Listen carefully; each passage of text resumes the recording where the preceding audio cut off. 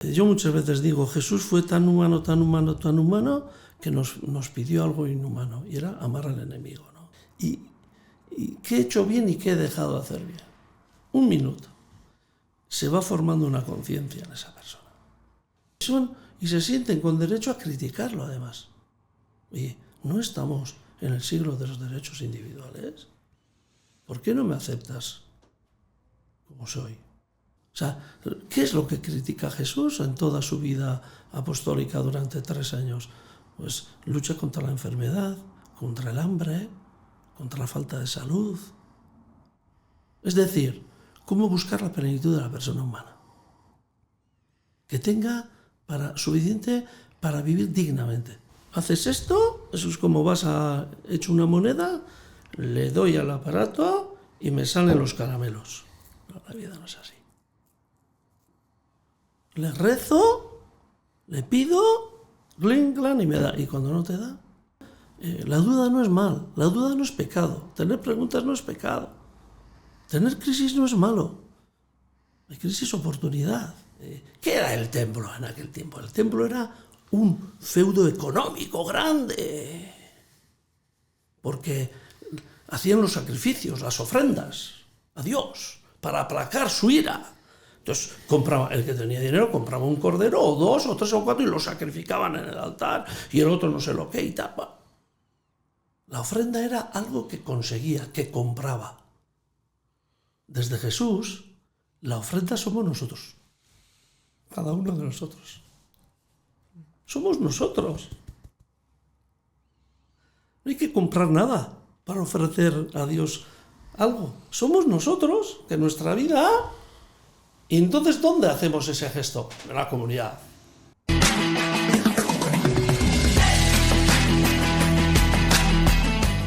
Bienvenidos al Refugio Ecléctico, vuestra zona de confort.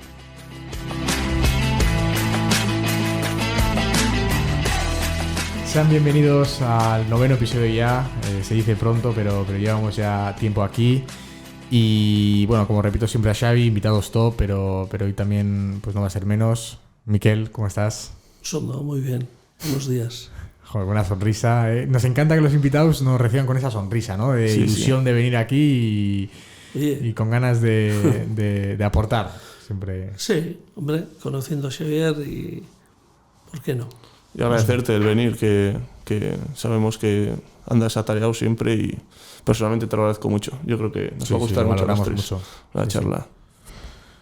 Bueno, pues a modo de introducción, siempre solemos preguntar al invitado quién es, cómo te describirías, ¿no? Es una pregunta que a lo mejor no te sueles hacer mucho, pero nosotros aquí nos gusta. ¿Quién es Miquel? Miquel es un salesiano sacerdote, nacido en Andoain, soy guipuzcoano y toda mi vida la llevo en el mundo de la educación. Los salesianos somos educadores, tenemos centros educativos, pero aparte de eso, a mí me ha tocado y he tenido la suerte de gestionar Kristau Eskola, la asociación de centros religiosos de Euskadi, 120 centros, era el director general, y estuve durante 8 años, antes estuve 4 años de subdirector. Y bueno, el mundo que me ha apasionado, siempre me apasiona, que es el mundo educativo, ¿no? En la faceta en Kristau Eskola de gestión, que también me gusta mucho la gestión. Y ahora en estos momentos estoy en Pamplona, los Salesianos de Pamplona, es un centro de formación profesional, que estoy de educador, dando clases también, y también gestionando escuela-empresa, ¿no? Entonces sigo en ese mundo, ¿eh? Y luego, aparte de todo el mundo educativo, hombre, toda la faceta del sacerdocio. Siempre he sido un hombre muy colaborador con la diócesis, allí donde he estado. Y en estos momentos, por no alargarnos, en estos momentos pues desarrollo mi actividad sacerdotal en el Baztán, en los pueblos del Baztán, en la zona de euskera, porque yo soy euskera y tal, y también sigo ayudando, colaborando en la zona de Hernani, Ereñozu, parroquia de la Florida, que estuve 14 años y me pidieron a ver si podía seguir colaborando, ¿no? y ahí estoy. O sea, una persona, un cristiano, desarrollando sus potencialidades en el mundo educativo y en el mundo sacerdotal religioso. Ese soy yo, ¿no? Qué bueno. Y gracias a Dios que sigue colaborando en Hernani, ¿eh? Que si no, joder. No sé si es conocido, ¿no, Xavi? Porque no, sí, final... conocido sí, pero que ahora... Lo que sí estoy seguro es que no estaría tan vinculado a la iglesia, eso te lo puedo asegurar. Bueno, si no fuera por tu figura. Ya me alegro, yo soy muy feliz, luego ya hablaremos, ¿no? Soy muy feliz ejerciendo el sacerdocio. Yo creo que lo poquito bueno que soy es gracias al sacerdocio, la verdad. Pues creo que la primera pregunta va un poco por ahí. ¿Qué es lo que te llamó, ¿no? para introducirte en este mundo del sacerdocio y de la educación en general? No sé si las dos cosas van... Hombre, surges en una familia cristiana, no en una familia que se comía a los santos, pero sí una familia cristiana, con convicciones cristianas. Tanto el padre como la macho, sobre todo la macho, era una mujer muy, muy sensible a todo el tema religioso, que sin aspavientos nos inculcó. Nosotros aprendimos a conocer a Dios como digo yo, en la cocina de casa. Nosotros antes de ir a la parroquia ya sabíamos rezar el Padre Nuestro, ya sabíamos que existía un Dios, etcétera, ¿no? Entonces, bueno, siempre tuve una cierta inclinación, sensación de que Dios me podía hacer el sacerdocio, el estar al servicio de... Yo muchas veces decía de chaval, yo si no hubiera encaminado mi vida, me fui con 16 años al seminario, si no me hubiera encaminado, seguramente me hubiera encaminado hacia la medicina, algo que es entregarse a los demás. Y además medicina familiar, rural. Yo hubiera pedido a Osakidetza, mándame un pueblo, a varios pueblos de la montaña y allí estaré con ellos, ¿no? Conviviendo, ¿no? Y ayudándoles a tener salud.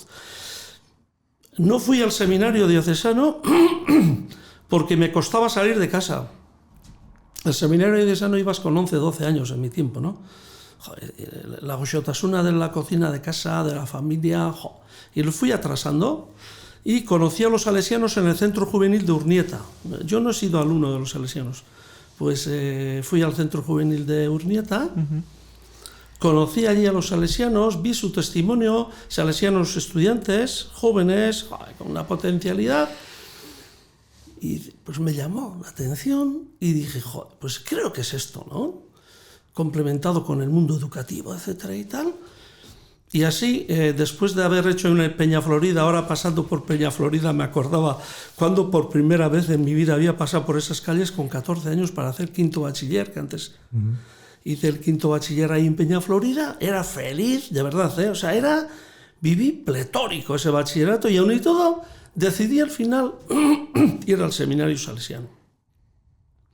Me puse 2 años de objetivo, dije, mira, en 2 años voy a hacer prueba. O sea, voy a hacer prueba. Me costó muchísimo. Yo en Navidades volví casi llorando, pero ni todo como me puse ese objetivo de, mira, Miquel, ya que tienes ganas de ver qué es esto y a ver si esto es lo tuyo, y me di 2 años. El primer año bastante bien, luego me fui a Santander a hacer el prenoviciado y allí fue el momento en que dije, me sentí ya suelto. Y luego en el noviciado ya pues, vi claramente que podía ser por ahí mi vida, ¿no? Y me lancé por el salesiano sacerdote, porque hay salesianos coadjutores, ¿no? Que son legos, o laicos, que se dice, ¿no? Lego, en fin, es una palabra así, laicos, ¿no? Y así ha sido, yo creo que así... Me acuerdo que mi padre, yo le ayudaba en la carpintería a mi padre, Yo no sé si él veía como el continuador de su pequeña carpintería. Yo me acuerdo que cuando dije en casa que quería probar para ser sacerdote salesiano, mi padre se quedó preocupado por las experiencias que había habido en el pueblo durante esos años, después del Concilio Vaticano II, etcétera. Pues casi todos los seminaristas que venían a casa venían rebotados, echando fuera a la iglesia, que no sé qué, y te decían, nos lo van a estropear. Me dolió mucho, no sabe. Mi padre murió sin saber eso que le oí. Mi madre no le dijo nada, le dijo, oye, es porque quiere él.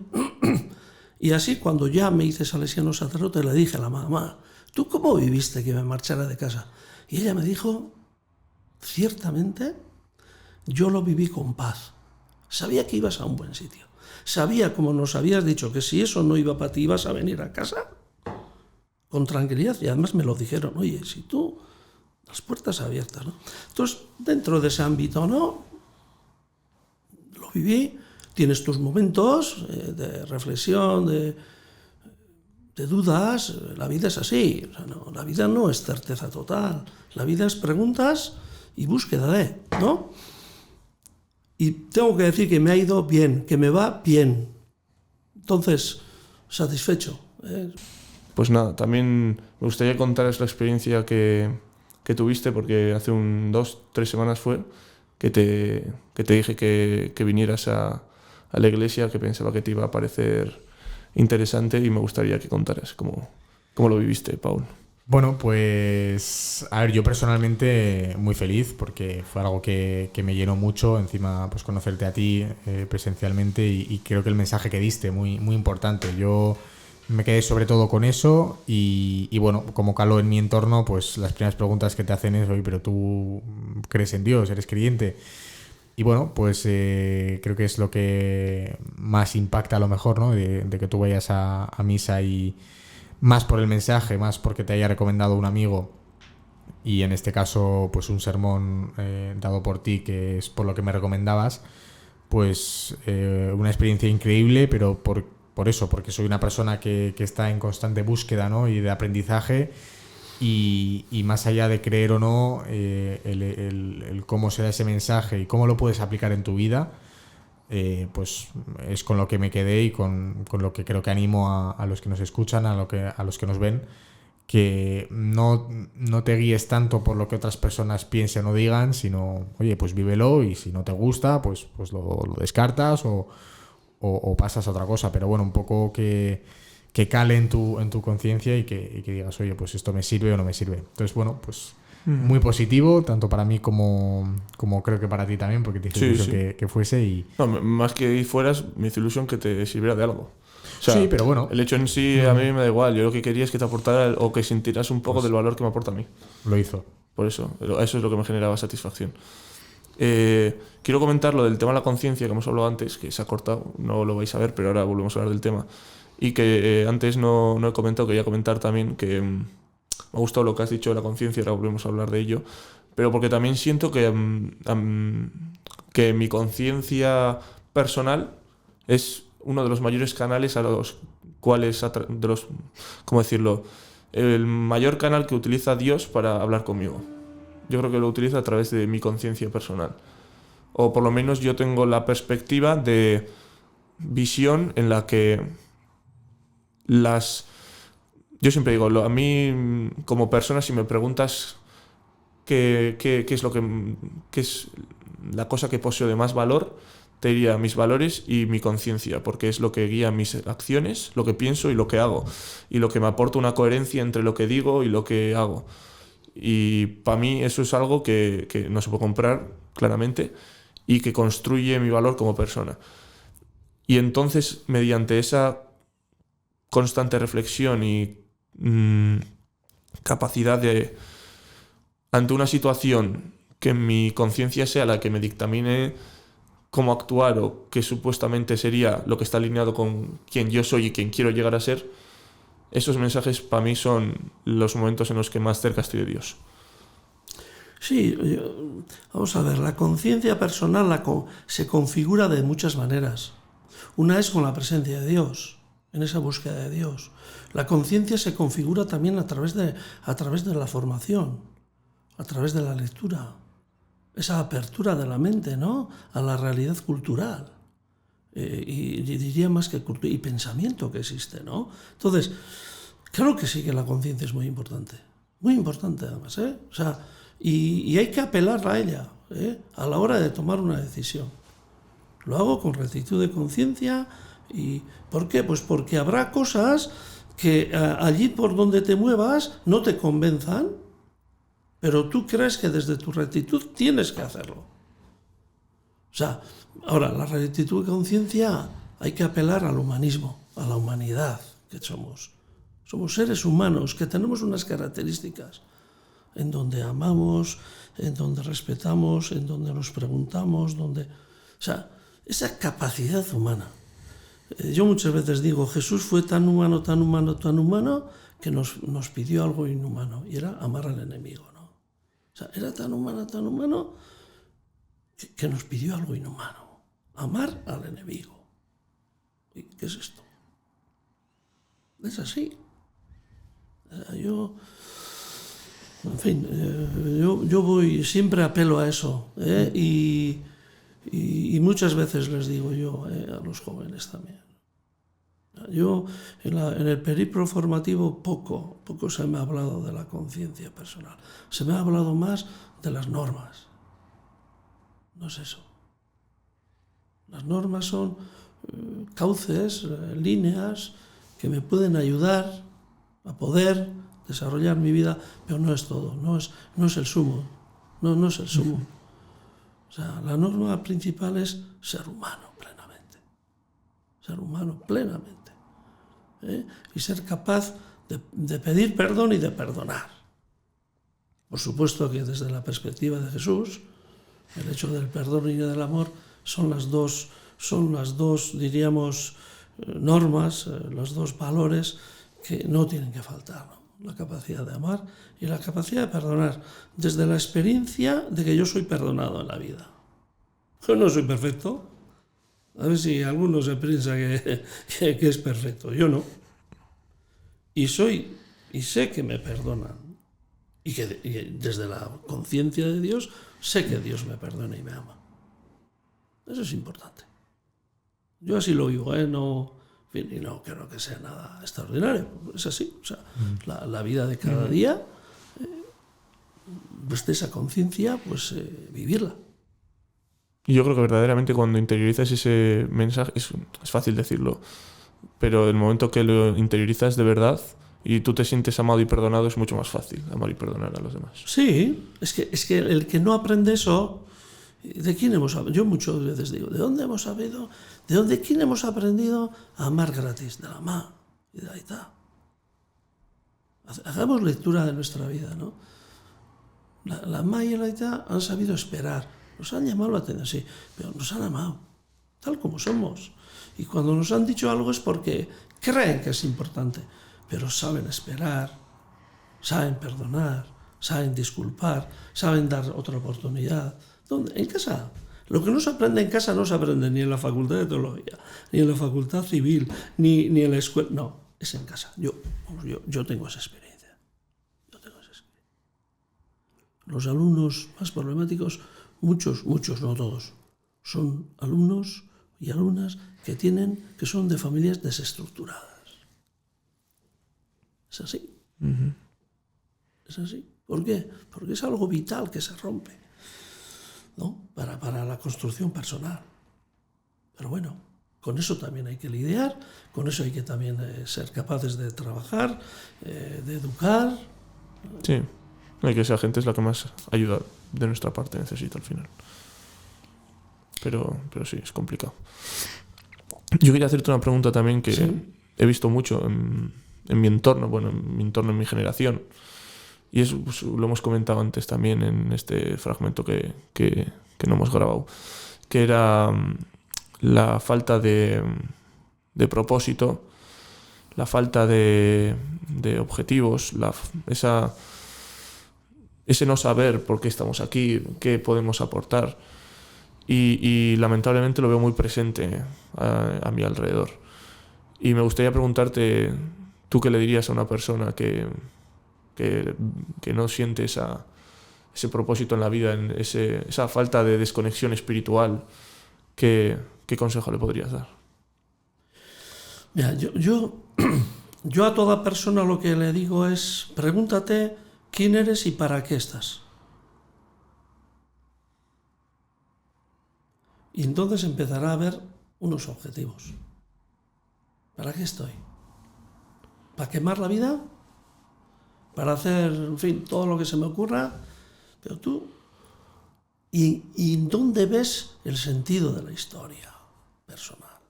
¿Dónde lo ves? En salir, no sé qué, bueno, eso ya se acabará, ¿no?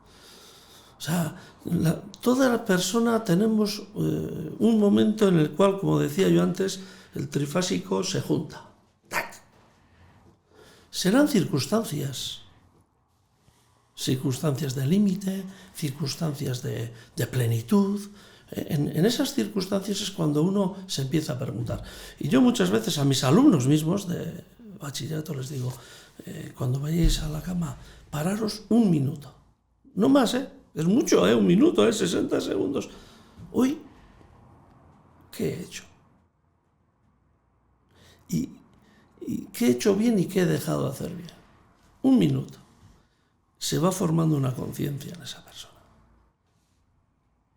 Podrá decir, ya sé que habrá gente que ya no, es una tontería. Vale.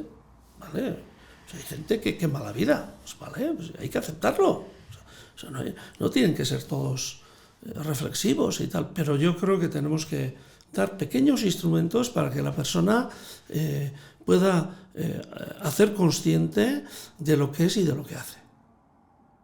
Yo creo que es importante. Seas creyente o no, por el mero hecho de ser persona humana, que tienes una inteligencia, que tienes una conciencia, que tienes una capacidad de afecto.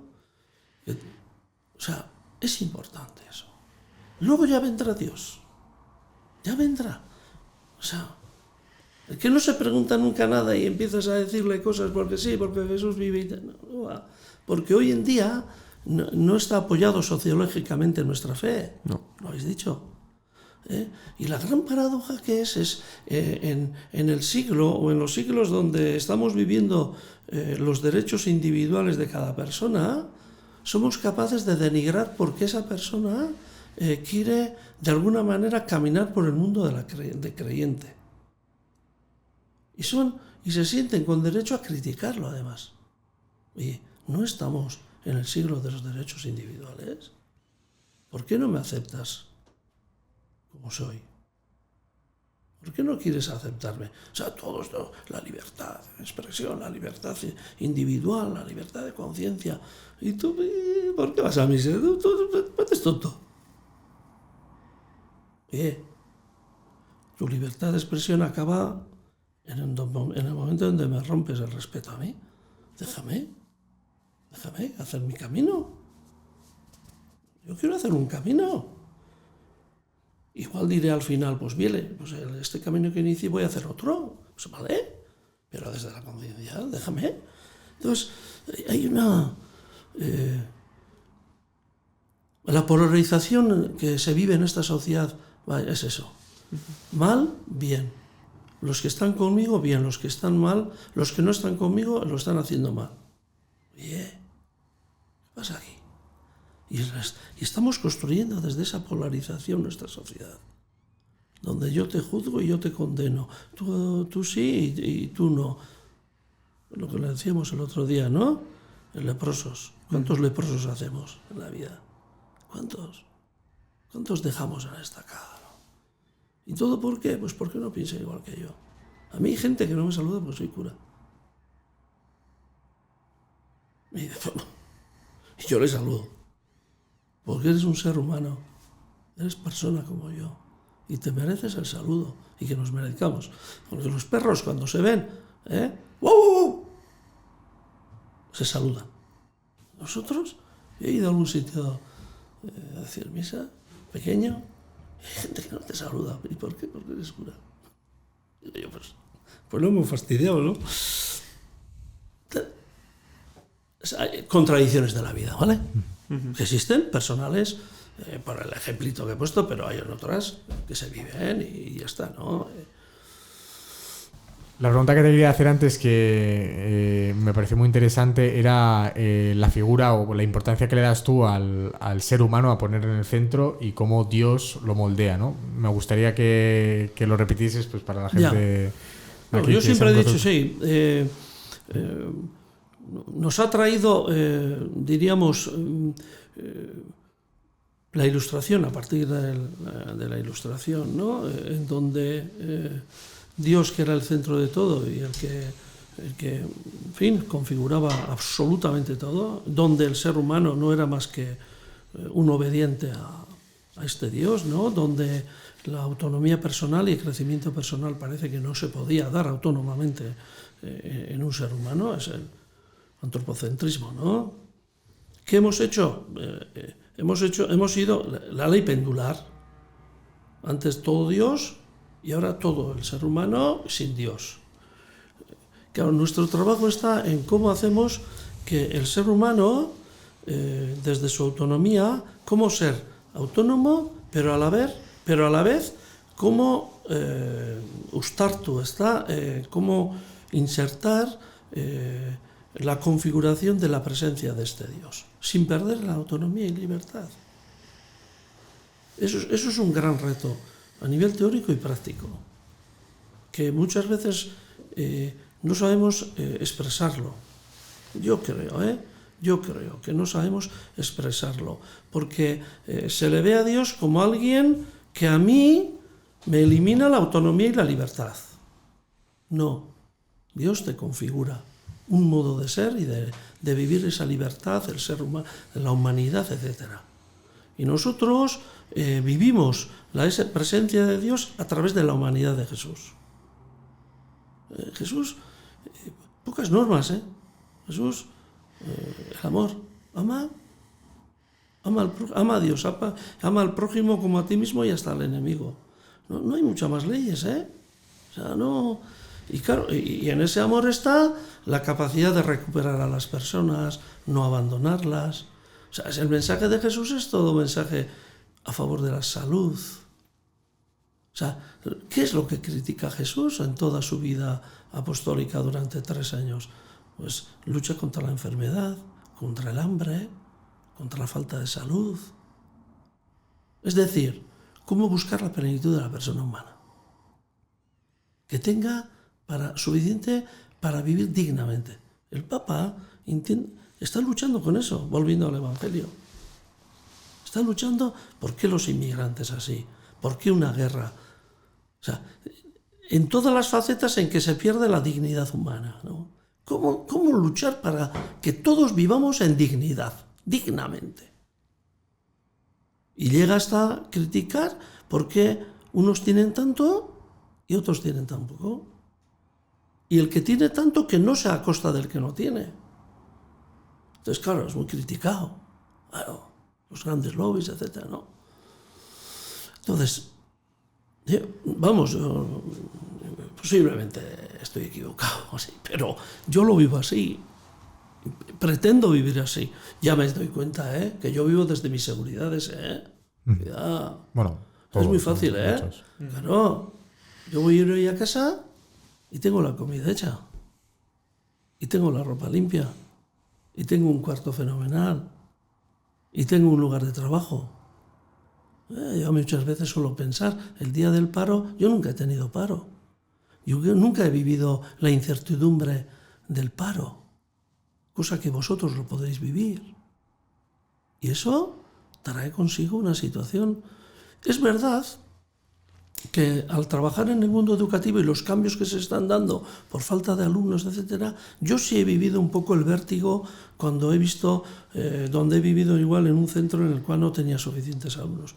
Yo sí he vivido ese vértigo. Lo podía vivir encauzando, si este se cierra ya me llevarán a otro. No lo he vivido así. No lo vivo. Intento vivir la incertidumbre que viven las familias, la incertidumbre que vive el trabajador, ¿no? O sea, esa experiencia, ¿no?, que existe, muy arraigado, ¿no? Y que hay algunos que no son capaces de vivir, que no les deja vivir con dignidad. Es importante eso, ¿no? Entonces, yo un poquitín por ahí, ¿no? Por eso las miradas. O sea, yo por las miradas de Dios van hacia toda persona para que viva en dignidad. Y no puede haber otra, El Evangelio no nos enseña otra cosa, No. Muchas veces hemos hecho un derecho canónico con 500 normas y nos hemos olvidado del Evangelio. Y la vuelta de Francisco, del Papa Francisco, es al Evangelio, donde podemos intentamos encontrar esa configuración personal para que nuestras miradas sean a favor del ser humano, para ser más humanos. ¿Por qué crees que hay gente que no humaniza tanto a Dios y pone a este Dios como una persona que tienes que acatar sus normas. ¿Crees Sí. que es para a lo mejor llegar a más gente, ¿no? Porque el ser humano pues ya de por sí tiene miedo y tiene que aferrarse a algo. ¿Y crees que ese Dios que, digamos, tiene un rol de mandador hace que esa persona viva mejor en vez de tener esa autonomía que hablas tú? O sea, quiere decir, ¿llega a más gente o no? Porque creo que... Yo dudo de eso, ¿eh? Yo creo que también es cultural. Arrastramos un estilo de iglesia, un estilo que está muy condicionada al crecimiento del cristianismo a través del Imperio Romano, ¿vale? Eso es verdad.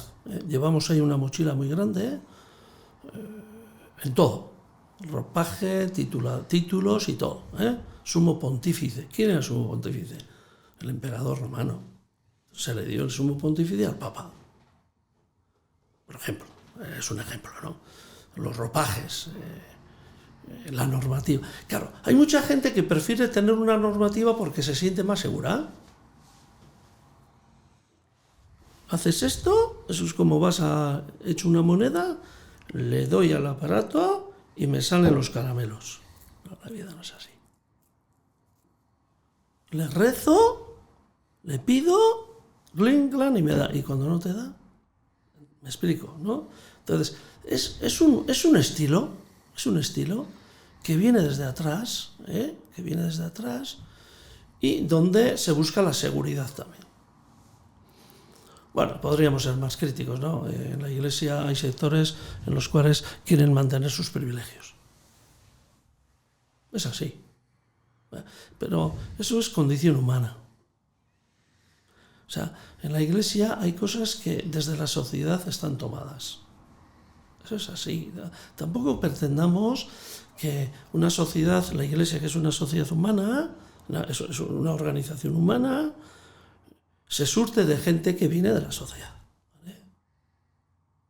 Entonces, pues tenemos de todo, como hay en la sociedad. Eso es así, y en las congregaciones. No hay que perder esa perspectiva. Esa perspectiva. Entonces, pues estamos hechos de gente imperfecta, pero yo creo que hay un gran movimiento desde el momento en que en la Iglesia nos estamos haciendo pequeños. Hemos tenido mucho poder y todavía añoramos eso. Mucho poder social. Y no nos acostumbramos a que somos una respuesta más en esta sociedad, en el cual pues no somos capaces, y no igual es nuestro trabajo de crear criterios únicos en la sociedad, en su modo de funcionamiento. Somos un valor más. Que hay gente que lo coge o no. Oye, en España se ha castigado por no ir a misa. Y hay muchos modos de castigar. Si vienes a misa, te doy un vale y vas al cine. Eso se ha hecho. Mucho. Era para incentivar que vaya a misa. Para que vaya al cine gratis. Mira, vete al cine gratis. Y que descubra que esa gente que está trabajando para que tenga cine gratis, dice, oye, ¿esto por qué lo hará? Ah, pues voy a ir a misa. ¿Me explico? Entonces, esa obligatoriedad, ¿no? Hoy en día hay gente todavía que, oye, no he podido ir a misa y, he pecado. No es pecado. Eso no es pecado. El no ir a misa no es pecado. No. El ir a misa es la guinda del pastel. Es decir, por ejemplo, el ejemplo es, ¿qué es el ir a la Eucaristía? El culmen de todo creyente en el que se encuentra con los demás creyentes y ora, está presente, escucha la palabra, participa de la Eucaristía, que para los creyentes, para los cristianos, es el sumum de participación de Dios a través de este Jesús resucitado, pero el que no vayas no es pecado. Yo no concibo eso. Entonces, se ha hecho mucho, se ha enseñado mucho qué es pecado y qué no. Si cumples bien y si no, no hagamos eso. Hagamos que desde el convencimiento que se va formando ahí, y que eso cuesta. Desde ahí, ir viviendo un estilo de fe, un estilo de encuentro, una visión de un Dios que está aquí. Y aun y todo, pues te surgirán preguntas. Oye, va un accidente y se me muere el hermano. ¡Wow! Déjale que se desahogue, es así. Necesitamos desahogarnos y surgir crisis. O sea, la duda no es mal, la duda no es pecado, tener preguntas no es pecado, tener crisis no es malo, hay crisis oportunidad, ¿no? Y hacer lectura. O sea, nuestra finitud nos lleva a situaciones límites. Es así. Es así. O sea, no somos eternos, no somos perfectos, tenemos límites y en esos límites queremos que Dios actúe. Sale un tumor y Señor, quítame el tumor. No es así. No. No es así. Yo he tenido experiencias muy, muy buenas, ¿no? De creyentes que han asumido su situación y Dios ha sido alguien que ha caminado con él en esa finitud, en esa limitación, hasta el gran cielo, al creyente, ¿no? Eso es lo que vivimos, pero es fácil. Yo siempre digo en los sermones, acabo mucho, joder, la lengua es flexible, ¿eh? Joder, qué fácil es hablar. Es verdad. Ya lo dije yo aquí en un podcast también. ¿Eh? ¿Te acuerdas? Es verdad, y lo mencionaste a él, ¿no? Sí, sí, te mencioné que utilice esa frase también porque es verdad. Es una verdad como un templo. La lengua es el músculo más flexible que tenemos. Por eso es difícil tener lo que dices alineado con lo que haces. Porque hablar es fácil, pero luego llevarlo a la práctica no tanto. Cuesta, es normal. Estamos en el tiempo del testimonio, sí que quería deciros, ¿no? No estamos en el tiempo de la palabra. A la palabra hay que acompañarle con el testimonio. O sea, las comunidades cristianas, ¿cómo hacer el primer anuncio? ¿No? Hay mucha gente que ni en casa lo viven. O sea, hoy hay chavales que te vienen al cole y mandan a un colegio religioso, que muchas veces es por el nivel de estudios o el ambiente, etc., ¿no? Bueno, hay muchas razones, vamos a ver. Vienen tabla rasa, ¿no? El hecho religioso no les suena. No les suena. ¿Cómo hacer que estas personas puedan saltar la chispa de la pregunta, ¿no? Es a través del testimonio, a través de la bondad, a través de la entrega, a través... es el modo, ¿eh? A través del compromiso. Por eso muchas veces se hacen en la escuela, ¿no? Actividades, pues vamos a ir a tal sitio, vamos a hacer aquello, vamos... Es el testimonio, que salte la chispa de la pregunta, ¿no? ¿Esto por qué? Es muy importante eso, ¿eh? Es muy importante. Y nuestras comunidades cristianas que van a ir a menos, vamos a ser comunidades pequeñas, es así. O sea, lo decimos, pero nos da miedo. ¿Qué va a ser esto? Pero nos va a ayudar a vivir la fe desde más conciencia, desde más celebración. ¿Entiendes? Yo en septiembre quiero empezar un modo de Eucaristía allí en... Eso te quería preguntar luego. Pregunta ahora. No, sí, que muchas veces haces hincapié en las Eucaristías al hecho de necesidad de cambio, etcétera.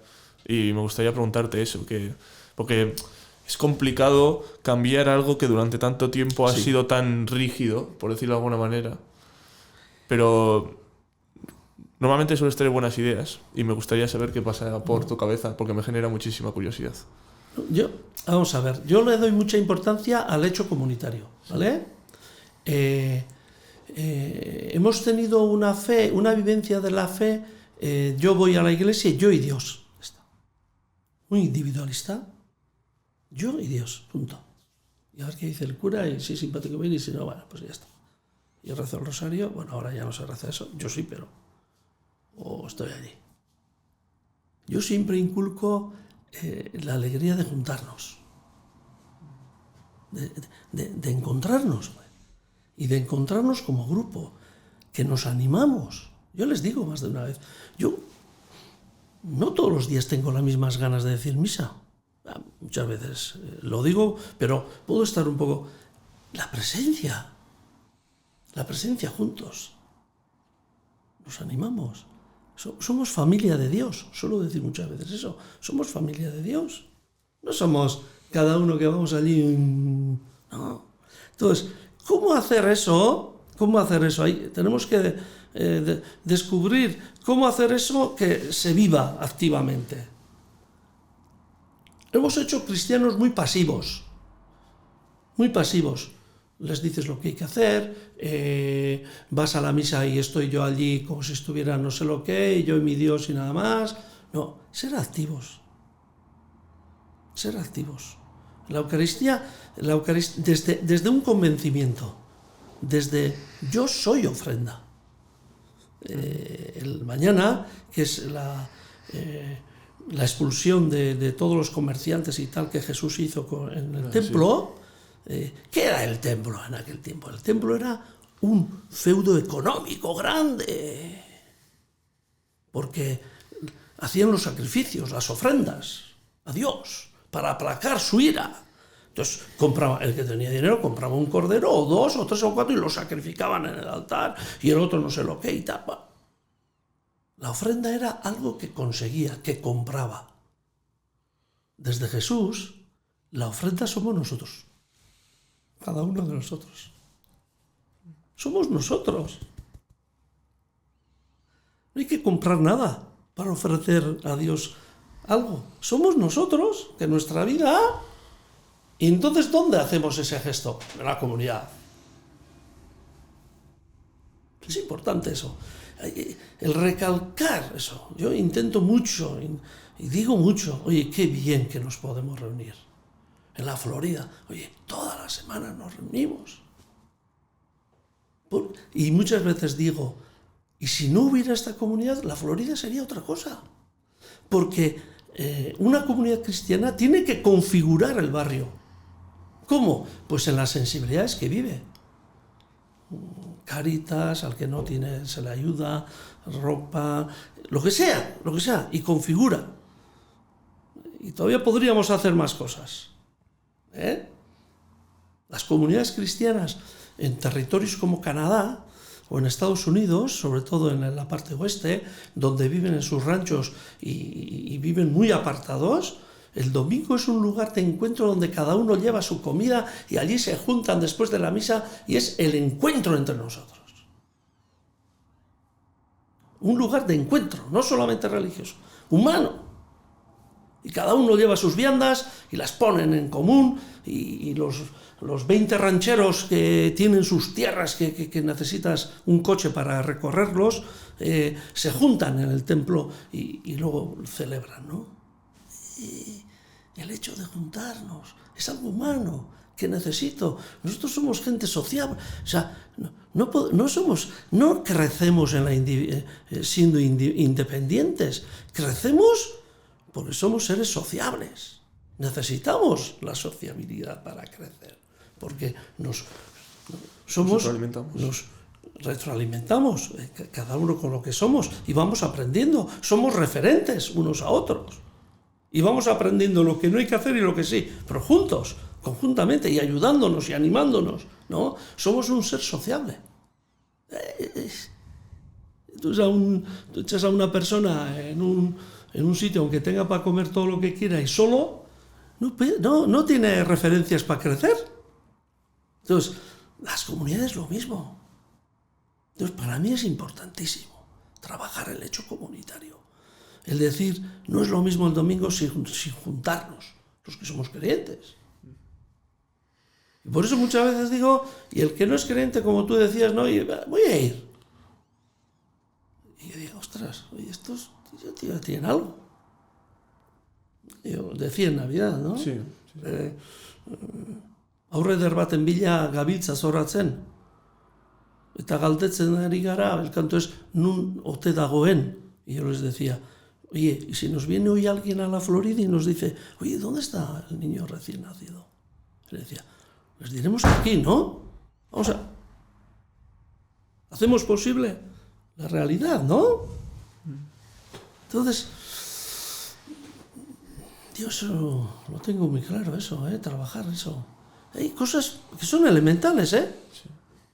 ¿O no? Sí. No sé si te he respondido, pero... Sí. Pero es eso, que al final yo creo que se ve que claramente para hacer frente al salto generacional hace falta un cambio en la manera de... En la manera, la capacidad de compartir la palabra, por ejemplo. Todavía es mucho de arriba abajo las cosas. Sí. Y yo creo que hay que horizontalizar. Y una palabra muy importante, la palabra corresponsabilidad. No es lo mismo responsabilidad que corresponsabilidad. La corresponsabilidad es que todos nos responsabilizamos. Todos. No que yo sea responsable. No. La corresponsabilidad es que nos implicamos. Vosotros sois corresponsables ante este proyecto que tenéis. Sí. No responsables, corresponsables. Entonces, creo que todavía tenemos que aprender mucho en la Iglesia para que nos sintamos todos corresponsables. Los laicos, los seglares, los curas, y los curas también aprender a horizontalizarse y trabajar ayudando a que los que están también tengan la posibilidad de gestionar, decidir, acompañar. No todo lo tenemos que decir los curas, no todo tenemos razón. Lo tenemos entre todos, la verdad la construimos entre todos. Hay foros donde lo eclesiástico es la última palabra. No. Y hay igual cristianos de la parroquia y tal. La última palabra, el cura, no. La búsqueda la hacemos juntos. San Agustín ya decía que yo voy caminando conjuntamente camino con la comunidad cristiana buscando a Dios. Todos juntos. Todos. No, porque llevo el báculo, ya sé dónde es y ya lo sé todo, entonces los tengo. No. Tendré responsabilidades, pero que en otras cosas seremos corresponsables. Está claro eso. Yo lo digo. Yo veo la dificultad, por un lado, de la gente que va a misa, que igual va desde la perspectiva más de antes, te decías, ir a misa es pecado, o el simple hecho de que lo han hecho un hábito. Ir a misa y van porque es un hábito. También. Y veo una dificultad, por un lado, el hecho de que está muy bien ser corresponsables, pero que ellos quieran coger esa corresponsabilidad. Y por el otro lado, también por el lado eclesiástico, que espero que las nuevas generaciones que vayan surgiendo tengan ese concepto bien interiorizado, pero también es innegable que, como decías, que la Iglesia muchas veces se queda con la perspectiva del poder que tenía y le cuesta mucho soltar poder en ese aspecto. Entonces también el pasar de responsable a corresponsable es delegar un poco, y eso depende que, no generalizo, pero depende de qué contexto, cuesta mucho también. Date cuenta, Xavier, que en las comunidades cristianas los que participan son personas mayores. Y eso también es un hándicap. Se ha roto la cadena generacional, ¿no? Entonces, ¿cómo hacer que poco a poco podamos revitalizar nuestras comunidades con gente más joven, ¿no? Yo creo que ahí tenemos un gran trabajo, por ejemplo, en la pastoral de la catequesis, del encuentro lúdico y humano con los padres. O sea, no solamente buscar la sacramentalidad, sino también el encuentro humano, ¿no? Juntos.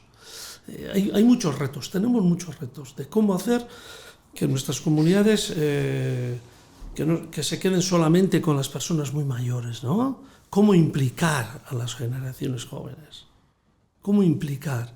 Y ahí es un reto, pues con las familias jóvenes. Con las familias jóvenes, ¿no? Tenemos unos retos muy grandes que también vamos a reconocer que muchas veces no sabemos cómo hacer. También hay que reconocer eso. ¿Cómo hacer? O sea, ya veremos. es naicinyoso bat, o sea, no soy un, como se diría en castellano, no soy Necio. un necio o un Ingenuo igual. ingenuo. No soy un ingenuo, pero yo creo en la acción del Espíritu de Dios, el Espíritu de Jesús, que está ahí, está trabajando. Y no sabemos de qué manera, pero eso se va a desarrollar, ¿no? Pero tenemos que ser humildes, o sea, no, tenemos que ser desde la pequeñez, desde lo pequeño, no desde lo grandilocuente, ¿no? Otra vez vuelvo, es muy fácil decir, muy difícil vivir y hacer, ¿vale? Pero no deberíamos de perder esas perspectivas, digo yo, Sí. ¿eh? Yo personalmente creo que... O sea, estoy tranquilo porque sé que tarde o temprano será el cambio. Lo que sí creo es que ahora se está intentando ir haciendo el cambio para ver, o sea, como ponerte ante esa situación previa, decir que tenerlo intentar preparado para cuando llegue esa situación en la que pues, ese cambio generacional de personas mayores ya no esté. Y ahí yo sí que creo que no se va a conseguir, sino que en el momento en el que ya no haya más que decir, o lo hacemos o se desaparecen comunidades. Ahí es cuando verdaderamente se tomará acción. Yo creo que hasta que no nos vivamos la situación esa, no va a quedar... O sea, va a ser... Yo creo más en los procesos. Sí, A ver, a mí siempre me pone mal que cuando quieres hablar de una innovación educativa, siempre se ponga mal lo anterior. Hemos llegado a la innovación educativa que hemos llegado porque hay una historia anterior, ¿vale? No hay aquello malo y esto bueno. No. Nunca, ¿eh? Yo eso aborrezco. O sea, cuando te vienen, he organizado reuniones con profesores y tal sobre innovación educativa y inteligencias múltiples y no sé qué. Y te viene un ponente y lo primero que hace es reírse de lo que se hacía antes. ¿Usted está equivocado? Yo soy de los de antes, pero he llegado a vislumbrar las necesidades que hay y estoy haciendo que esas nuevas perspectivas se vayan trabajando. Por tanto, es procesual. Nada se hace porque sí, es un proceso. Entonces, en nuestras comunidades también hay procesos. Va a haber procesos, claro que sí, tú dices también, no, bueno, pues cuando... Pero con la participación de los de antes y de los de ahora. Es un proceso. O sea, no hay tal ni ahora sí. No se va a hacer. O sea, no es así el funcionamiento del ser humano. No es así. Entonces, ¿qué es lo que nos pasa? Que muchas veces no sabemos cómo caminar, no sabemos cómo hacer esos nuevos caminos, porque igual nos desorienta mucho, nos mueve mucho del sitio de confort, porque todos tenemos nuestros conforts. Bueno, a mí que no me mueva mucho. es curioso cómo en todos los episodios acabamos hablando de la zona de confort. Sí. Por algo es nuestro lema. Nuestro lema. Yo te quería hacer una pregunta más a lo mejor ya por el sistema educativo. Sí. También lo suelo comentar con Xavi. ¿Crees que es más el hecho de que no sabemos por dónde caminar o cómo mejorar ese sistema o porque no interesa? Porque creo que he conocido también personas que me han comentado que bueno, pues al final una persona poco autónoma o que no tiene un pensamiento crítico, pues es mucho más fácil de llevarlo. Entonces, no sé, es una pregunta así un poco más esto. ¿Qué opinas? El gran problema yo creo que el gran problema yo diría en España, introduce todas las autonomías, ¿vale? Es por eso digo España. Sí. El gran problema del sistema educativo es que lo hemos ideologizado. Y lo están utilizando los partidos políticos para sus propios objetivos políticos. Ese es el gran error.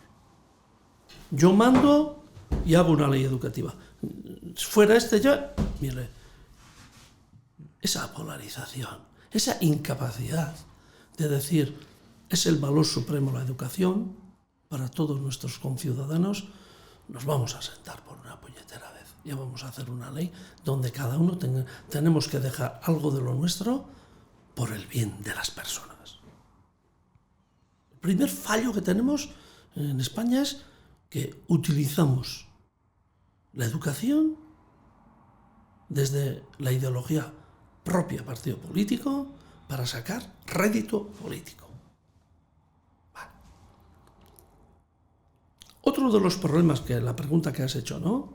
Preferimos que la gente no sea autónoma y que haga lo que le digamos nosotros. Muy fácil, quitamos la filosofía, la historia, toda la formación humanística la queremos eliminar en España. Todavía estamos discutiendo si hay que poner historia o cuántas horas, o si la filosofía, en EBAU si la filosofía o no, etc. ¿Qué es lo que conforma la estructura mental de una persona? Pues, por ejemplo, la filosofía. También las matemáticas, concepto matemático, físico, pero el pensamiento de la persona. La estructura de pensamiento de la persona. Pues las asignaturas humanísticas. Filosofía, historia, sociología, psicología. Y eso se quiere eliminar. Queremos hacer una formación científica. No basta. Porque queremos que surjan buenas personas. Porque hay mucho tonto doctor. Y hay muy buenas personas también doctores, ¿eh? Cuidado. A ver si ahora uno oye y dice, este tío, no. Pero para mí ese es el gran problema. No nos ponemos todos, no, queremos tirar de lo nuestro.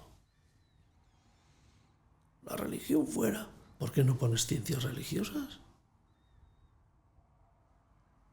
No hay que dar catequesis en ningún colegio nuestro. Hay que dar catequesis en la clase de religión. Yo siempre que digo, hay que dar ciencias religiosas. Yo si tuviera que dar religión, daría el cristianismo, el agnosticismo, los de Mahoma, todos. ¿Por qué no? Vamos a una visión de pensamiento que intenta que la persona encuentre el sentido de su vida. ¿Cuáles son? Y luego, si es un colegio católico, le enseñaré la de Jesús de Nazaret, le particularizaré. ¿Por qué en las escuelas hacemos refuerzos de inglés, refuerzos de matemáticas, es decir, separamos, ¿no? Aulas? Todo un problema en centros religiosos. Joder, es que como me han venido no sé de qué país que no son católicos, ¿y ahora qué hago? Pues diversificación. No, es que eso cuesta dinero. ¿No estás convencido de la formación de ciencia religiosa del ser humano? ¿Gasta en eso? ¿Eres capaz de gastar en inglés? ¿Gasta en la religión? No sé si me he explicado, ¿no? Sí, decir, bastante bien. A buscar eso, ¿no? No buscamos. Toda una crisis. Me acuerdo que me llamó una persona, director. ¿Qué hago, Miquel? Ahora que me han venido tantos no sé qué. No voy a decir qué. ¿Quién es? ¿Y ahora qué hago yo en la religión? Diversificar. ¿Cuál es el problema? ¿Cuál es el problema? Entonces, tenemos un problema en España. Al final aquí, la ley educativa vasca, al final por intereses, se llega casi todo de acuerdo, y por intereses partidistas hay un partido político que hasta el final había dicho que sí, ahora dice que no. ¿Por qué? Cálculos políticos, estamos en tiempos electorales. Y déjate de esos cálculos, porque estamos jugando con el futuro de nuestros jóvenes, de su formación, de visión. Aquí, o sea, somos capaces, desde el sistema político, jugar con las personas. Eso es gravísimo. Para mí, eso es gravísimo. Y así nos va.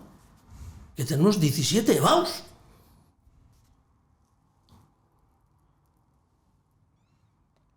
Tiene un sentido. Tira. Entonces, y luego estamos hablando de los mismos derechos y la igualdad de todos. ¿Vale? O sea, el tema que me ha sacado, joder.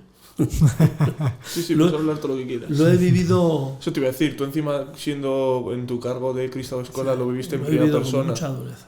Sí. Lo he vivido y con mucha pena. Yo he tenido la suerte de entablar relación con consejeros, viceconsejeros, etcétera, ¿no? Y yo creo que siempre les he dicho lo que opino, con respeto.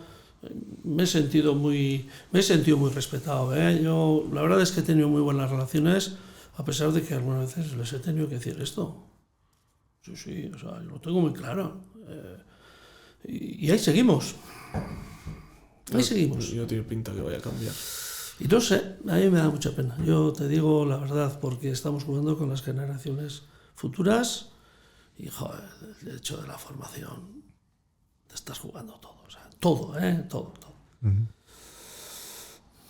Me ha gustado de lo que has hecho recapitulación, que un momento has dicho, bueno, yo ya de por sí me da pena porque ya yo notaba carencias en mi propia educación humanística en ese aspecto. O más que carencias, el hecho de decir de la imposibilidad de, por mucho que haya voluntad por parte del profesorado, la imposibilidad por lo que se les ha sido mandado, etcétera. El tiempo al final es una variable que juega en su contra. Y me ha gustado, como has dicho, psicología. Sí. Porque es una variable que nunca no se suele plantear tanto. Es más la dicotomía entre historia y filosofía, que parece que hay que elegir una en vez de dar las dos, pero bueno, eso ya es otro tema.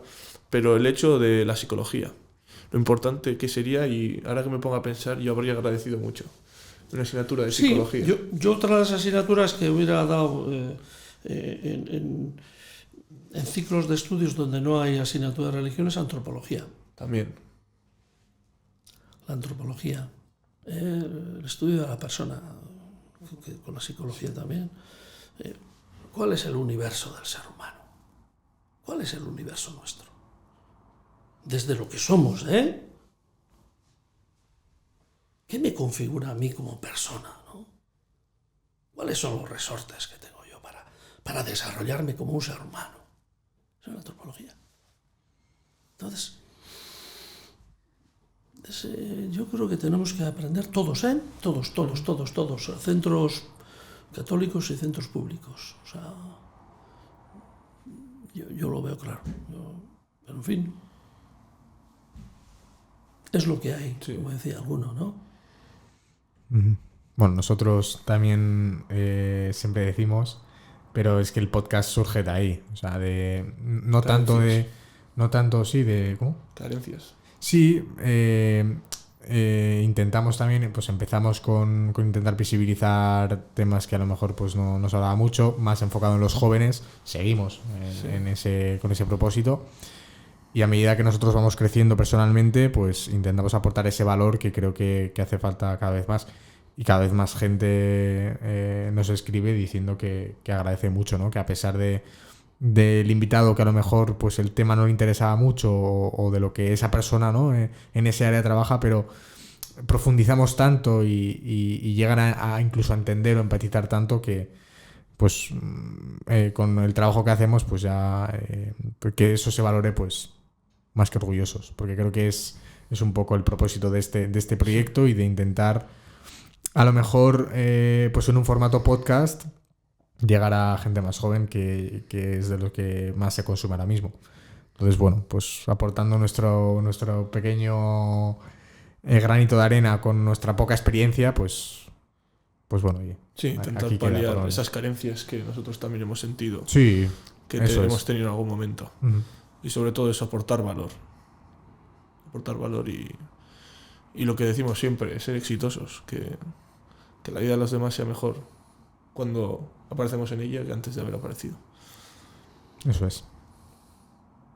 Te nos has preguntado un poco lo del podcast, pues mira, ahí tienes la respuesta más extensa. Sí. Me has preguntado muchas veces. Desde que me dijiste esto, ¿dónde andan, no? Esto. Claro. No, y seguramente preguntes a otras personas que tengan estos proyectos y te contesten de otra manera porque tienen otros fines totalmente válidos. Pero bueno, nosotros creo que también cuando me preguntaban, pues no te sabía responder, pero bueno, a día de hoy lo hemos ido decir construyendo claro. el camino poco a poco. Sí, habéis ido construyendo, diríamos, el fin o la definición de lo que es, ¿no? Sí, es así, es así. Caminando se va, de alguna manera también, descubriendo nuevos caminos de desarrollo, ¿no? Eso es normal. Yo creo que fue eso, al principio la finalidad era más el encontrarnos a nosotros mismos. Porque siempre decimos que no éramos conscientes. Nos gustaba hablar mucho y reflexionar, y lo que decías, estabas en un bucle de rutina que no te parabas a pensar. Y dijimos, vamos a hacer esto y tenemos una excusa para venir a hablar y reflexionar. Y a partir de ahí es cuando empezamos a hacer más trabajo de introspección, conocernos más, y nos dimos cuenta que era una herramienta potentísima para crecer como personas. Porque hablamos con gente que es que si no fuera por esto no habríamos entablado una conversación con esas personas en la vida. Y siempre decimos que, aparte de aportar valor a los demás, el valor que nos aporta a nosotros mismos es incalculable. Es una barbaridad. Y cada vez que venimos, salimos revitalizados. Y habiendo aprendido mucho. Y lo que decía, somos seres sociables. Aprendemos de los demás. Eso es así. Y esto es la herramienta y el medio que nos permite, pues eso, igual, paliar esas carencias de conocimiento en algunos ámbitos que tenemos, que pues eso, traemos a gente que sabemos que nos puede aportar valor a nosotros y a las personas que decidan verlo. Y muchas veces no entendemos, pues a lo mejor no conocemos tanto al invitado o del tema que va a hablar, pero de repente te sorprende, ¿no? Claro. Pues como puede ser contigo, no, porque ya te conocía, ya sé tu personalidad un poco y tal, pero claro, pues siempre aportando y dejando hablar al invitado, pues es cuando más se aprende y cuando más... Por supuesto. Quería preguntarte también acerca de la pregunta, de la anécdota que tenemos por ahí. ¿Alguna durante, pues eso que has dicho que vas a hacer 40 y algo años de sacerdocio ya? De sacerdocio 36. 36. O sea, ¿alguna anécdota así que nos puedas contar que te ha sorprendido, que te haya aportado valor en ese camino, que digas, fíjate? Vale. Hay distintos apartados que tú vas viviendo. Mira, yo una de las convicciones, sensaciones que vivo es que, a pesar de mis límites y mi pecado, Dios sigue actuando con las personas que vivo, a las que me entrego.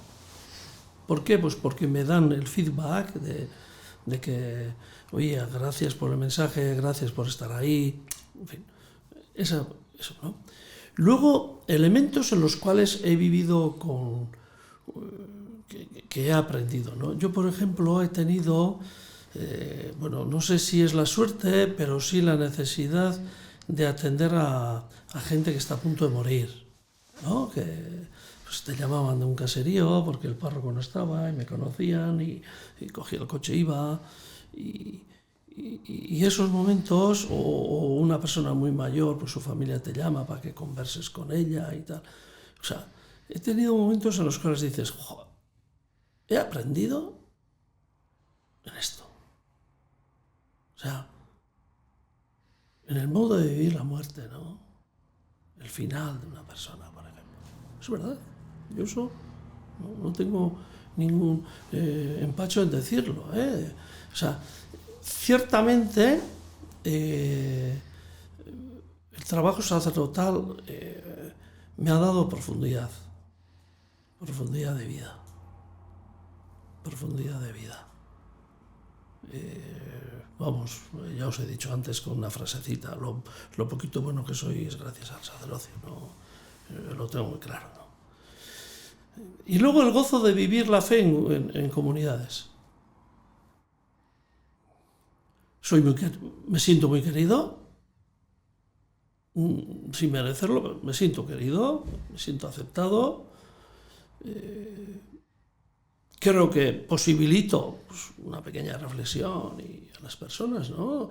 Y luego ser esperanza, ¿no? O sea, cuando hables, ser esperanza para la gente. no ser condena. Yo le doy mucho valor a eso. O sea, el que viene a la reunión eucarística, que vaya con esperanza a casa, no que vaya con una bronca. O que vaya con una incertidumbre, ¿no? Joder, me ha tocado igual, pues, tener amistad con unos padres y dice, joder, con lo que te he oído, me gustaría que hablaras con mi hija y tal. Ya, la hija, pues eso, es que pues tiene ya un hijo, vive con esto y se creen que vive en pecado y tal. Darles otra perspectiva. La vida es muy difícil, es muy complicada. Y en esa vida difícil y complicada no podemos encapsularlo en esto que estás haciendo está bien, esto está mal. No. O sea, las normas generales siempre dejan huecos que no cubren a la individualidad de la persona. Hay cosas que se dan que dices, ¿cómo es posible? ¿No? Bueno, pues habla con la gente, habla con esa persona.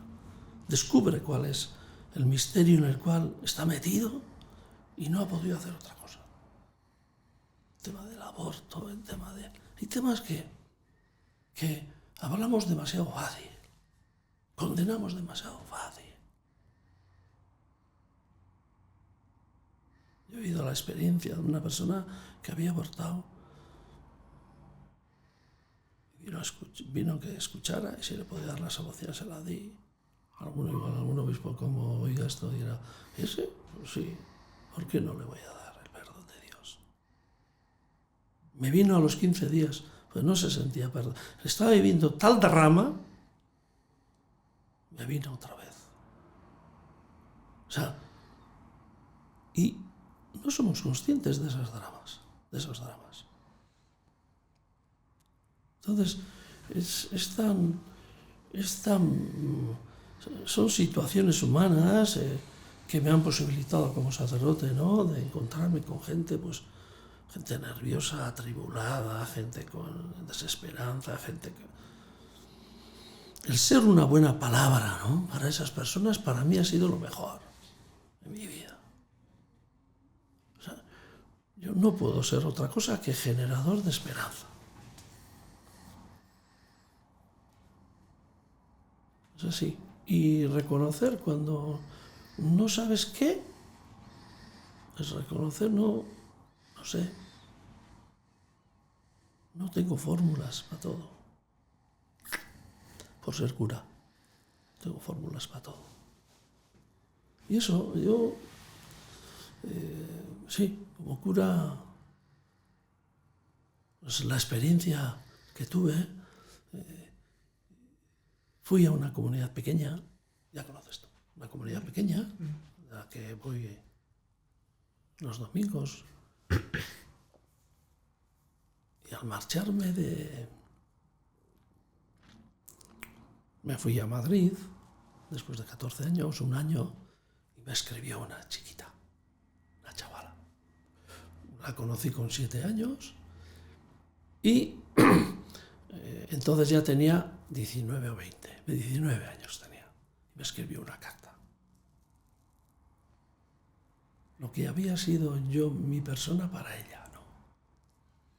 Y lo que más me gustó todo, me dijo, mira, el día en que viniste y te conocí, yo era pequeñita, pero tenía el concepto del cura serio, aparte, distante. Oye, y fuiste un hombre cercano. Me saludaste, era pequeña, 7 añitos tenía, y me sentía acogida.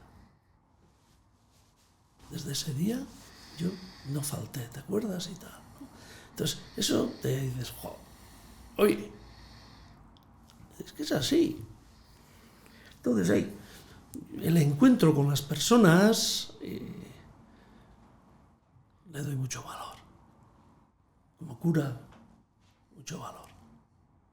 Mucho.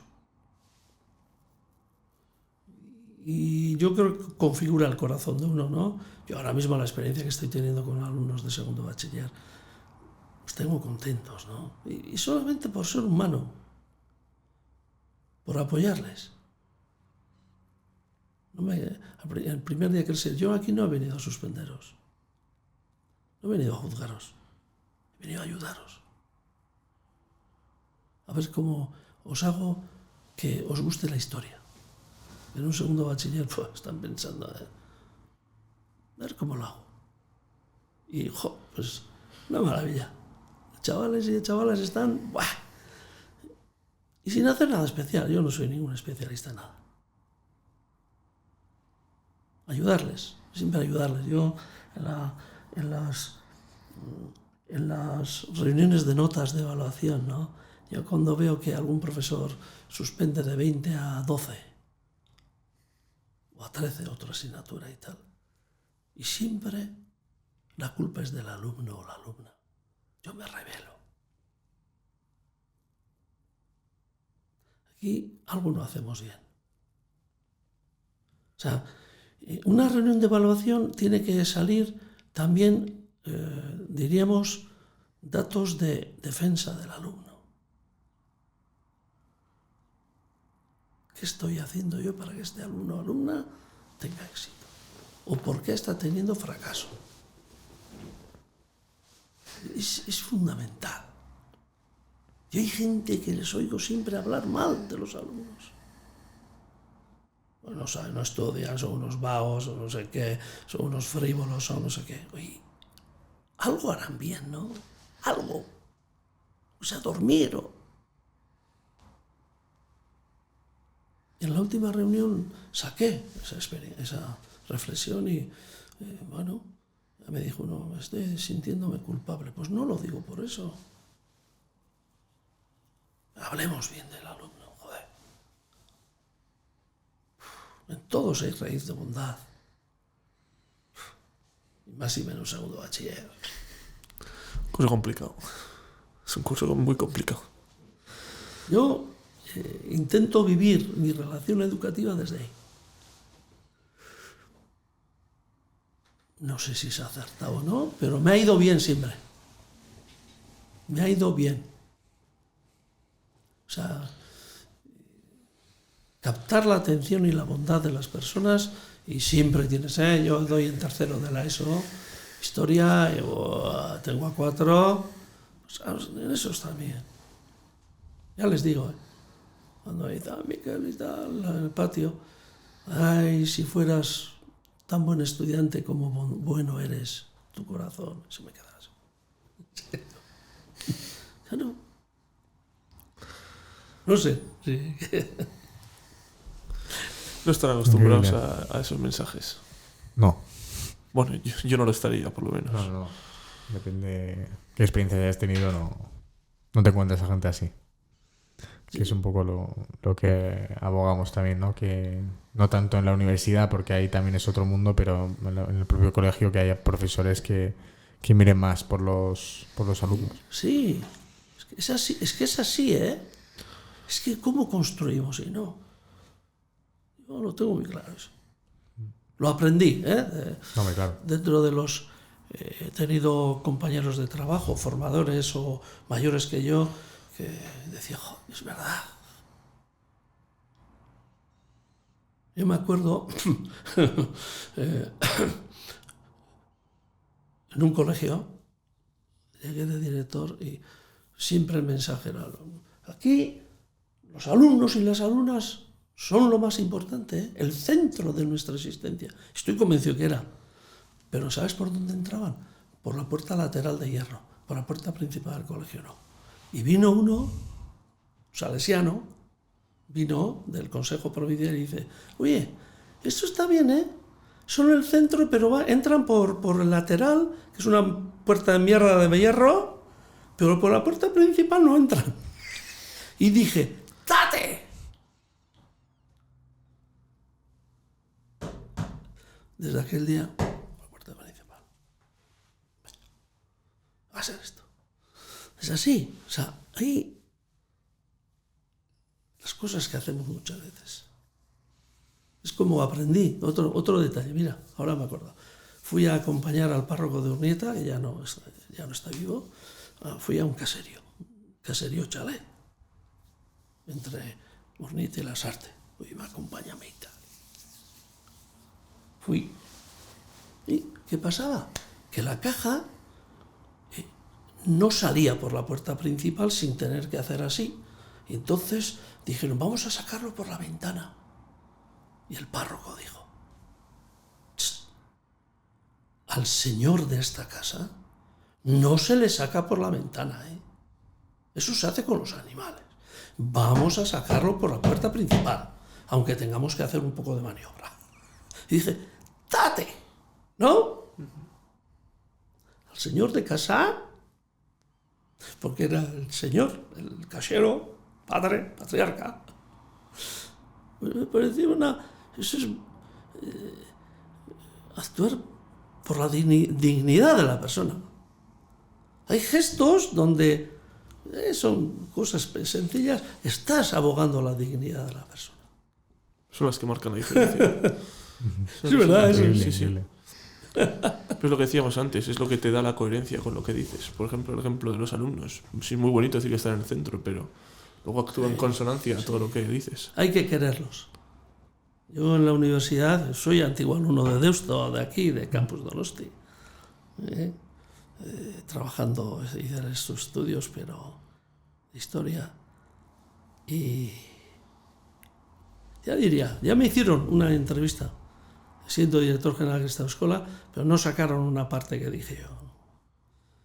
Fui crítico, pero luego sí sacaron otra parte, ¿no? Sí. En fin. A mí me da pena, sin más, por cerrar el tema de la educación, que yo siempre he sido una persona que me ha gustado crear vínculo con el profesor. Y bueno, por un lado se veía raro, pero bueno, eso me es irrelevante. Pero muchas veces el profesor incluso era reticente o se extrañaba. Porque era como que perdía ese estatus de no sé cómo Autoridad. describirlo, pero sí, autoridad o respeto, no sé, pero como que Sí. las experiencias que habían vivido en su carrera como formadores les había llevado como a ponerse una coraza de ir, Sí. impartir una clase y marcharse. Sí. Y luego, pues, yo soy una persona muy de tutorías, ir a los despachos, que al final acabas creando un vínculo. Y sí que hay profesores que les gusta y se abren y se sienten gratificados porque es como una recompensa a todo el trabajo que hacen. Pero hay otros que, no sé si es miedo Sí. o les da pánico el generar un vínculo, por pequeño que sea, con el alumnado. Yo creo que también es un poco inseguridad. También. Va con el carácter, ¿eh? También. Hay otros también que quieren mostrar. Hay gente que suspende para demostrar que él es el que sabe. Yo eso, cuando lo he descubierto, he sido muy crítico. No se puede utilizar para yo ser no sé qué. Pero sí, pero muchas veces, ojo, es inseguridad, Sí, pues. Porque, bueno, puede ser la inseguridad, un poco salvándoles, ¿no? Pero sí, hay otros que no tienen ninguna relación. Agustín Urreta Vizcaya, profesor y director pedagógico en Salesianos Urnieta, ese hizo la carrera de química, hizo su doctorado para la empresa Shell, que es de pinturas, y hizo un trabajo en el que Shell tenía un problema, no sé con qué producto, que cuando lo hacía a escala mínima le salía bien, pero luego al hacer producción a escala grande, a la escala que productiva, pues se le distorsionaba el producto, ¿no? Entonces hizo toda una investigación sobre eso, de tal manera que logró que la productividad fuera, que la producción, esa producción no hubiera esa tergiversación, esa pérdida de propiedades. Bueno, le ofrecieron, no sé si es de Holanda, o le ofrecieron un trabajo Shell en la central, poniéndole casa, coche, todo, vete con la familia y tal. Y mientras estaba haciendo el doctorado, daba clases en la UPV, como profesor agregado, y dejó la universidad porque no lograba entablar relación con los alumnos. O sea, le parecía fatal dar la clase, 100 y pico, dar la clase y marcharse. Y él que quería, nada. Y por eso se metió en Salesianos. Se metió en un nivel educativo más bajo. De la universidad vino a un instituto, ¿no? Si puedes, para comparar, ¿no? Pues, por ejemplo, mira ese. Muy cercano. Sí, sí. Le debió de decir al párroco Iñaki Aranzadi de Urnieta sus sensaciones y le dio la vida de Don Bosco a leer. Lo lee. Yo tengo que entrar en una casa salesiana. Y bueno, tuvo la suerte de que era en ese momento en Urnieta se ponía la secundaria obligatoria, 1996, donde se ponía el bachillerato, no seminario, sino bachillerato normal. Entonces, de crecimiento del colegio había necesidad y está desde entonces. Desde el año 95 o 96 está ahí. ¿Sí? O sea, quiero decirte como contraposición de los caracteres, de las personas. Fíjate tú, la historia curiosa con Agustín, que nunca, a mí, como yo solo estuve en Salesianos en bachillerato, no me dio clase Agustín. Y aún así entablé relación con él. Con el simple hecho de... Yo, como iba de Hernani, cogía el autobús pues pronto y la gente de mi clase solía coger el siguiente y llegaban 5 minutos tarde. Pero yo siempre, bueno, manías que tengo, no me gusta llegar, aunque sea un minuto tarde. Entonces llegaba media hora antes, a las 7:30. Y las puertas estaban cerradas. Y me abría Agustín, siempre en la clase de bachiller. Y todas las mañanas me abría Agustín, que no había nadie en el instituto, estábamos solo Agustín y yo. Y hablábamos por las mañanas. Y así entablamos la relación. Eso lo sabía. No es algo que cuente, porque es algo... Ahora viene al caso, pero si no, no. Pero es curioso, cuando sale de ti, tienes ese hambre de esto, pues mira, hasta en el contexto más adverso surge. Sí. Y así de simple, de abrirme la puerta, tal. Yo era nuevo, no tenía por qué conocerme, porque a los de mi clase sí los conocía, porque de la ESO, tal... Y eso, y un día y otro, y 2 años así abriéndome las puertas todas las mañanas. Y al final, pues eso, era eso, pues 10 minutillos de charla que echábamos por las mañanas, Agustín y yo. Muy importante, la relación educativa, muy importante. Configura también la persona, tanto para el educador como para el alumno. Es importante. Y es algo de lo que valoro mucho de mi estancia en Salesianos, la verdad. Sí, yo creo que sí. Yo creo que esa relación, etcétera. Lo recuerdo con mucho cariño, porque es el sitio donde más homogeneizado está esa creación de vínculo entre alumno y profesor. Yo creo que sí, es algo... Porque no es que digas un par, no, es una cultura que está muy arraigada. Muy propio nuestro, sí, eso es verdad. Y yo lo recuerdo con mucho, mucho cariño. Y en la universidad sí que he conseguido con algunos profesores, pero es que en Salesianos era con todos y cada uno de ellos. No... A la mínima que mostraras un mínimo interés de querer aprender o de volcarte, recibías el doble. ¿Tú tuviste a Xavier Santa Cruz? Te iba a poner el ejemplo. Es que es el mejor ejemplo. Sí. La de tardes que me ha llevado él a casa en su coche, porque hacíamos una tutoría de matemáticas, era profesor de matemáticas de bachillerato. Creo. Y eso, y me quedaba porque me costaba entender y me quedaba ahí, y igual estábamos después de clase 1:30, 2 horas, y él se quedaba, y luego, bueno, Xavi, que te llevo a casa, no sé qué. Y en coche y hasta a la puerta de mi casa. Y no una ni 2 veces, más veces. Sí, Xavi Santa Cruz. Y pues que puedo nombrar a todos. Sí. Está claro. Y eso me alegro mucho de haber tenido esa oportunidad de haber vivido esa experiencia de cercanía, porque eso se queda para mí muy, muy gratificante, la verdad. Y ya lo valoras cuando estás, y cuando te vas lo valoras todavía aún más. Sí. Pero bueno, pues nada, yo no sé si quieres preguntar algo más. No, yo me he quedado... O sea, ha sido una charla muy interesante y no sé... Muy gratificante, tiempo, la verdad. Sí, hombre, tenía muchas siempre. ganas. Eso siempre, sí, pero nunca está de más decirlo. No, es verdad. Pues nada, con esto despedimos. No sé si quieres dejar algún mensaje tú antes de terminar. Que sigáis trabajando por construir pensamiento y pensamiento humano en las diversas facetas que el ser humano desarrolla la vida, ¿no? Y generar espacios de pensamiento, es importante. dar esa oportunidad. Totalmente. No Es la tenemos mejor manera de oportunidades. despedir. Sí, sí, sí. Pues hasta aquí el capítulo 9. Espero que hayáis disfrutado tanto como nosotros y nos vemos en el siguiente. Gracias, como siempre, a Miquel por haber venido, De nada. Muchas gracias. por haber sacado un ratillo que te hemos mareado con los horarios, pero No. muy agradecido. Y gracias también a los que nos apoyéis siempre detrás de la pantalla. Esperemos que eso, lo que ha dicho Paul, disfrutéis como nosotros, con que disfrutéis un 10% de lo que hemos disfrutado nosotros, ya me doy por satisfecho. Así que bien. siempre, como siempre, el refugio ecléctico. Vuestra zona de confort.